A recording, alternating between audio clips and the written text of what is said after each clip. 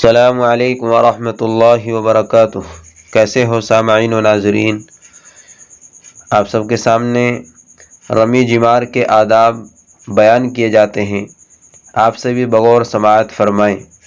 آداب نمبر 1، چھوٹی چھوٹی کنکریوں سے رمی جمار کرنا۔ آداب نمبر 2، پہلے دن 10ویں ذی الحجہ کی رمی زوال سے پہلے اور بقیہ دنوں کی رمی زوال کے بعد کرنا۔ آداب نمبر 3، رمی جمار کے وقت تلبیہ پڑھنے کو موقوف کر دینا۔ آداب نمبر 4، رمی جمار کے وقت بیت اللہ کو بائیں طرف اور مینا کو داہنی طرف رکھنا، یعنی اس طرح کھڑا ہونا کہ بیت اللہ بائیں طرف اور مینا داہنی طرف ہو۔ آداب نمبر 5، رمی جمار کے وقت تکبیر کہنا۔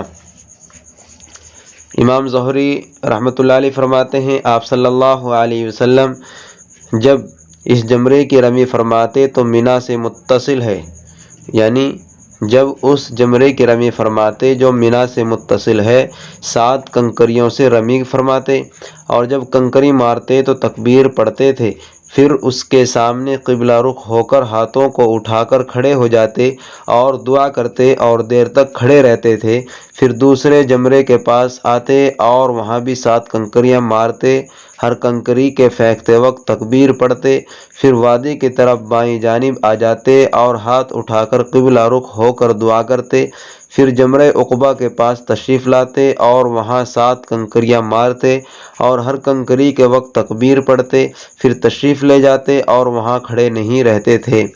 آداب نمبر 6، کنکریاں مارتے وقت تکبیر کے ساتھ ساتھ یہ دعا بھی پڑھنا، اللہم اجعلہ حجا مبرورا وذنبا مغفورا۔ آداب نمبر 7، حلال ہونے پر خوشبو لگانا۔